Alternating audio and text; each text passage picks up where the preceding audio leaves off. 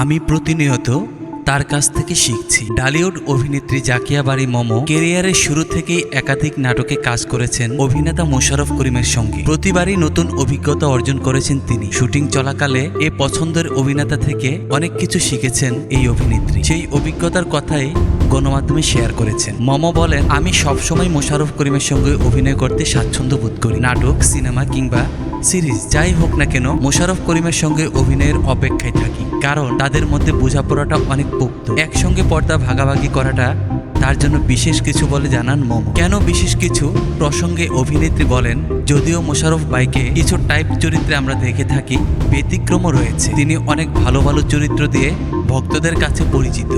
তিনি বলেন, পাশাপাশি আমি যদি ব্যক্তি মোশাররফ করিম ভাইয়ের কথা বলি তাহলে বলবো, শুরু থেকে আমি প্রতিনিয়ত তার কাছ থেকে শিখেছি, এখনো শিখি। তিনি এতটাই জানেন যে তার সঙ্গে পর্দা ভাগাভাগির সময়টা দারুণ অভিজ্ঞতায় ভরা থাকে। সেই ছাপ এবারও দর্শক পাবেন। এবার ভিকি জাহিদের পরিচালনায় ওয়েব ফিল্ম অন্ধকারের গানে অভিনয় করেছেন মমো। সেই সঙ্গে আছেন মোশাররফ করিম। মমো বলেন, ভিকির টিম, গল্প ও চরিত্রের জন্য কাজটিতে তার নাম লেখানো। সবই ছিল মনের মতো, যে কারণে চিত্রনাট্য পাওয়ার পরপরই রাজি হয়ে যায়। এই অভিনেত্রী আরো বলেন, আমি মূলত নাটক, সিনেমা, সিরিজ সবকিছুর মধ্যেই সবার আগে খুঁজি ভালো গল্প, আর এই গল্পটিও দুর্দান্ত। একটা সলিড গল্প বলতে যেটি বোঝায় ঠিক তাই।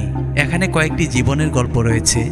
ভিকি জানেন কিভাবে গল্পটা তুলে ধরতে হবে, জানেন কিভাবে কাজটি শিল্পীদের কাছ থেকে আদায় করে নিতে হয়।